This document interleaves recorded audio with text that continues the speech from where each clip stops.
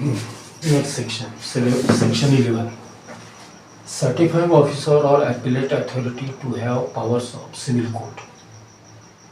Means certifying officer या appellate authority को civil courts के पावर होते हैं।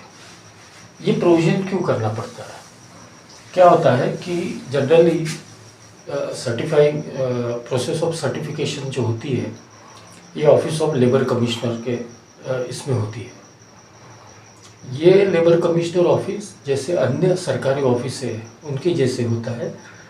वहाँ पे कुछ खास पुलिस प्रोटेक्शन वगैरह नहीं रहता है, और क्योंकि कामगारों से डील करते हैं तो कामगार ज़रूरी नहीं कि हर समय सभ्य भाषा में ही या सभ्य बॉडी लैंग्वेज में उन अधिकारियों के साथ पेश आएंगे। हो सकता है कि वो असभ्य भाषा में भी भाषा का यूज़ करें और असभ्य वर्तन करें, या ऐसे समझे कि भाई जिस अधिकारी से हम बात कर रहे हैं इससे हम कुछ भी बात कर सकते हैं। मीन्स कोई डॉक्यूमेंट देंगे जिसका कोई मजबूत सपोर्ट नहीं है, कोई अपना स्टेटमेंट देंगे, बयान देंगे जो बाद में चेंज भी करेंगे और बोलेंगे ऐसे मैं पहले बोला ही नहीं था, या इस प्रकार की बदमाशियाँ उस ऑफिस में होती है। और सिर्फ कामगारों द्वारा नहीं, एम्प्लॉयर द्वारा भी होती है, या एम्प्लॉयर के जो अथॉराइज ऑफिसर्स रहते हैं वो भी कानून को तोड़ मरोड़ करने की कोशिश करते हैं। कानून के प्रोविजन को अपनी ही भाषा में समझते हैं और उसी भाषा में पेश करते हैं। तो एक प्रक्रिया है स्टैंडिंग ऑर्डर का सर्टिफिकेशन करना, और एक स्टैंडर्ड प्रोसीजर है जिसके ऊपर उस संस्थान के कामगारों की एम्प्लॉयमेंट कंडीशन डिपेंड रहेगी। तो सरकार का उत्तरदायित्व बनता है कि जो उनकी सिस्टम है वो सिस्टम इतनी मजबूत हो कि उसको कोई तोड़ने मरोड़ने की कोशिश नहीं करेगा। तो उसी सपोर्ट में ये प्रोविज़न होता है। अब सर्टिफाइंग ऑफिसर बोलो या अपीलेट अथॉरिटी बोलो, ये दोनों को सिविल कोर्ट के पावर है। सिविल कोर्ट के पावर्स क्या है? अब प्रोविज़न ऐसा है, every certifying officer or appellate authority shall have all the power of civil court for the purpose of receiving evidence। जो आप सपोर्ट देना चाहते हो, जो आप एविडेंस देना चाहते हो, पेपर के रूप में बोलो, मौखिक रूप से बोलो, एडमिनिस्ट्रेटिव ओथ, उनके पास में शपथ लेनी पड़ती है कि भाई जो डॉक्यूमेंट मैं दे रहा हूँ या जो स्टेटमेंट या जो बयान मैं आपके सामने कर रहा हूँ वो सच है और इसके अलावा मुझे दूसरा कुछ पता नहीं है। तीसरा, enforcing attendance of witnesses and compelling the discovery of. क्या होता है, ये भी एक बड़ी इंटरेस्टिंग चीज़ होती रहती है। डिस्कवरी ऑफ, लोग डॉक्यूमेंट सबमिट करते हैं पहले तारीख के ऊपर, और होता है सरकारी दफ्तर है उनके पास सिर्फ आपकी कंपनी की स्टैंडिंग ऑर्डर सर्टिफाई करना नहीं है, अन्य भी है, या उन अधिकारियों को अन्य भी काम रहते हैं, बिजी रहते हैं, तो प्रोसेस बहुत बार डिले होती है। ये डिले होने की इसमें जैसे फर्स्ट टाइम कुछ आपने बयान दिया है, कुछ सपोर्टिंग उसके इसमें पेश किया है, प्रूफ पेश किया है, और उसके बाद में अथॉरिटी बोलती कि ठीक है इसके ओरिजिनल्स भी प्रोड्यूस किए जाए, हम टैली करेंगे कि भाई इसमें कोई फैब्रिकेशन तो नहीं, कुछ बदमाशियाँ तो नहीं हुई है। तो लोग बाद में बोलते हैं कि सर वो डॉक्यूमेंट मिल रहा नहीं है, डॉक्यूमेंट्स को दिमक खा गई है, या हमारे एरिया में बहुत बारिश हुई थी, वो डॉक्यूमेंट उसमें भिगो गए, उसके पे क्या लिखा है क्या नहीं लिखा है, बहुत से डॉक्यूमेंट ख़राब हुए, उसमें ये भी डॉक्यूमेंट ख़राब हुआ। तो इसलिए सिविल कोर्ट के पावर्स दिए कि बाबा आप कुछ भी हालत में वो जो डॉक्यूमेंट आपने दिया है, जिसकी कॉपी दी हमको, वो आप ढूंढोगे और पेश करोगे। ओके, और ये जो पावर्स दिए गए लेबर कोर्ट को, लेबर कोर्ट के पावर्स सर्टिफाइंग ऑफिसर या इसको, लेबर कोर्ट को भी सिविल कोर्ट के पावर्स है, और सर्टिफाइंग ऑफिसर और अपीलेट अथॉरिटी को भी सिविल कोर्ट के पावर्स है। अब वो जो पावर्स दी है वो सेक्शन 346, 347 ऑफ CRPC में, क्रिमिनल जो एक्ट है उसमें दिए हुए हैं। अब 345 346 में क्या बोला है? सेक्शन 345 बोलता है कि यदि कोर्ट को, क्योंकि अभी इनको क्योंकि कोर्ट के पावर्स दिए गए हैं या दोनों अथॉरिटीज़ को, तो यदि कोर्ट को ऐसे प्रतीत होता है या अनुमानित होता है कि जो उनके सामने व्यक्ति खड़ा है वो किसी प्रकार का गुनहगार है, ऑफेंडर है, उसने कानून का मजाक किया है या कानून के साथ कानून को तोड़ मरोड़ करने की कोशिश की है, तो उस ऑफिसर को वो डिटेन कर सकते हैं। डिटेन करना यानी रोक के रखना, जैसे पुलिस स्टेशन में डिटेन करते हैं। हो सकता है उस पुलिस स्टेशन की प्रोसीजर्स में होता है कि भाई एक सस्पेक्ट पकड़ा गया, कुछ XYZ हुआ जिसमें सस्पेक्ट पकड़ा गया, पर वो अभी आरोपी नहीं है, सिर्फ शक के तौर पे उसको पकड़ा गया, तो उसको कस्टडी में नहीं डालते हैं। मीन्स कस्टडी में डाल नहीं सकते जब तक मैजिस्ट्रेट या जज का ऑर्डर नहीं होता है, तो उसको बिठा के रखते हैं, तो डिटेन करके रखते हैं पुलिस स्टेशन में। वैसे ही ये अधिकारी लोग यदि इस प्रकार का उनको ध्यान में आता है कि कुछ गलत किया गया है जो कानून के परे नहीं है, तो इसको डिटेन किया जाता है, उसके अगेंस्ट ऑफेंस रजिस्टर किया जा सकता है। मीन्स उसके अगेंस्ट में पुलिस स्टेशन में कंप्लेंट दी जा सकती है, और उनके आदेश के ऊपर, मीन्स उनको और किसी का आदेश लेने की ज़रूरत नहीं है। जबकि ये दोनों, जैसा सर्टिफाइंग ऑफिसर है, ये लेबर कमिश्नर के अंडर में ये ऑफिस होता है, तो लेबर कमिश्नर उसका वरिष्ठ अधिकारी हुआ, तो उसको वरिष्ठ अधिकारी के पास जाने की ज़रूरत नहीं है, वो on his own direct police station पर जाके ये ऑफेंस उस व्यक्ति के अगेंस्ट में मीन्स रिपोर्ट दे सकता है और ऑफेंस रजिस्टर हो सकता है।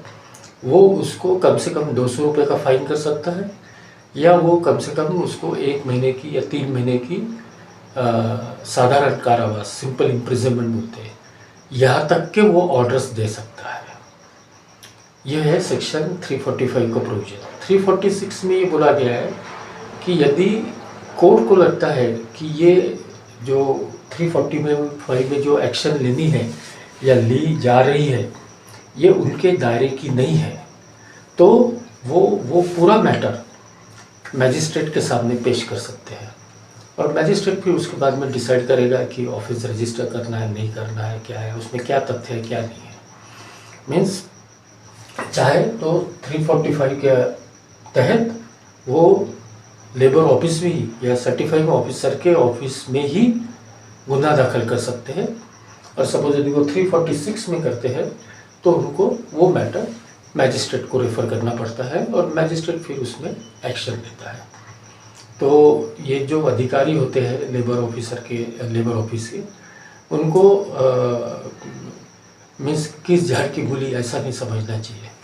उनके पास में बहुत कुछ पावर्स होते हैं, ये उनका बड़प्पन है कि वो भी चाहते हैं कि उनके लोकल एरिया में किसी प्रकार का औद्योगिक विवाद नहीं हो, इसलिए वो भी सौम्य रूप से पेश आते हैं। पर यदि जिसको बोलते हैं ना कि यदि जात पे आ गया तो फिर हाथ दिखा देता है, तो जात पे आया तो वो इस सेक्शन में बुक कर सकता है जो आदमी उधर न्यूसेंस कर रहा है, वेदर वो एम्प्लॉयर का अधिकारी हो, एम्प्लॉयर खुद हो, कॉन्ट्रैक्ट अपना वर्कमैन हो, या ट्रेड यूनियन का पदाधिकारी हो, या वर्कर्स का इलेक्टेड रिप्रेजेंटेटिव हो। जो भी बंदा उनके सामने में खड़ा है और जिसने भी कुछ एविडेंस दिया है या कुछ बयान दिया है, वो यदि उसके साथ टैम्पर करने की कोशिश करता है तो ये अधिकारी उनके ही एंड के ऊपर कार्रवाई कर सकते हैं।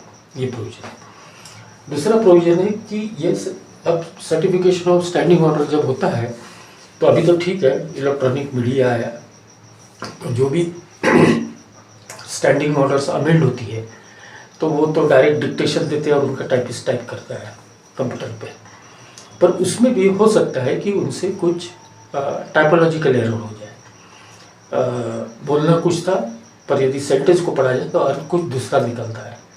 तो एक्ट में ये भी प्रावधान किया है कि ये सर्टिफाइंग ऑफिसर उनके ही लेवल के ऊपर, उनकी ही ऑफिस में किसी प्रकार का टाइपोलॉजिकल एरर हुआ है या क्लरिकल मिस्टेक हुई है, अरिथमेटिकल मिस्टेक हुई है, कुछ कैलकुलेशन करना था, कुछ फिगर्स देने थे, सपोज ये है कि 306 ये फिगर देने का है पर 603 देने में आया सपोज, तो ये छोटे छोटे करेक्शन वो अधिकारी अपने ही ऑफिस में कर सकते हैं, उनको वो किसी सीनियर अधिकारी को रेफर करने की ज़रूरत नहीं है।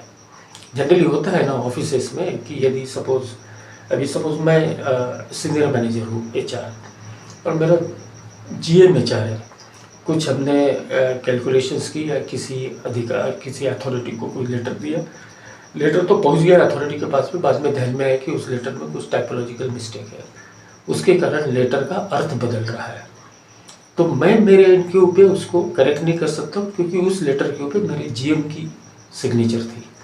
तो मुझे GM को वो रेफ़र करके मेरी मिस्टेक कबूल करनी पड़ती है कि सर जब लेटर मेरे आंखों के सामने आया तो मैं उसको ढंग से पढ़ा नहीं, कुछ स्पेलिंग मिस्टेक्स वगैरह हुई है और उसमें करेक्शन करना और रिवाइज लेटर देना है। दिस मीन्स कि मुझे मेरे से सुपीरियर अथॉरिटी को वो मामला बताना पड़ता है, जबकि ये लोग अलू लेबर कमिश्नर ऑफिस में है, लेबर कमिश्नर ऑफिस का जो वेरियस विभाग है उसमें का एक विभाग है सर्टिफिकेशन ऑफ स्टैंडिंग ऑर्डर, उसमें होने के बावजूद भी उनको इंडिपेंडेंट पावर्स दी गई है सिविल कोर्ट की और इंडिपेंडेंट पावर्स दिए उनके किए हुए मिस्टेक को करेक्ट करने की, उनको किसी को रेफर नहीं करना पड़ा। ठीक है, आज के लिए इतना ही है। इसके बाद में जो ओरल एविडेंस वगैरह जो होता है सर्टिफाइंग ऑफिसर के सामने वो कवर करेंगे। और स्टैंडिंग ऑर्डर में ये भी प्रोविजन है कि temporary application of certified standing order या temporary application of standing order, जैसे मैंने स्टार्टिंग में बताया कि मॉडल स्टैंडिंग ऑर्डर एक बनाया मसूदा तुम्हारे सामने है, उसको आप इम्प्लीमेंट कर सकते हो और उससे भी कुछ बेहतर टर्म्स देना चाहते हो या उसमें कुछ ऐसे टर्म्स हैं जिसके कारण आपके इंडस्ट्रियल एनवायरनमेंट में किसी प्रकार का विवाद तैयार हो सकता है या ज़्यादा बेनिफिशियल नहीं है, तो आप उससे इम्प्रूव प्रोविजंस उसमें डाल सकते हो, सर्टिफिकेशन के लिए अप्लाई कर सकते हो। अब ये भी बोला कि यदि अपन स्टैंडिंग ऑर्डर अप्लाई किया, सर्टिफाइड स्टैंडिंग ऑर्डर, तो एप्लीकेशन के बाद में आपको ध्यान में आता है कि अरे यार हमने तो ये ध्यान में रखते हुए इस प्रोविजन को डाला था, पर ये प्रोविजन तो काम नहीं कर रहा है, इसमें तो और हम लथाड़े जा रहे हैं या इसमें तो और डिस्प्यूट्स है या इसमें और कन्फ्यूजन है, इसको बदलना पड़ेगा। पर फिर मॉडिफिकेशन हम 6 महीने के पहले नहीं कर सकते। तो स्टैंडिंग ऑर्डर एक्ट में ये प्रोविजन है कि जो स्टैंडिंग ऑर्डर्स आपने एप्लीकेबल की है उसमें आप टेम्परेरी एप्लीकेशन के लिए भी अर्जी कर सकते हो कि हम कुछ काल के लिए इसको ये करना चाहते हैं, अपने समय वो मोहलत दी जाए कि 6 महीने के पहले भी हम इसको अमेंड करने के लिए आपके पास फिर से पेश करेंगे। तो ये 2-3 प्रोविजंस है वो देख लेते हैं। ठीक है, आज के लिए इतना ही। Thank you.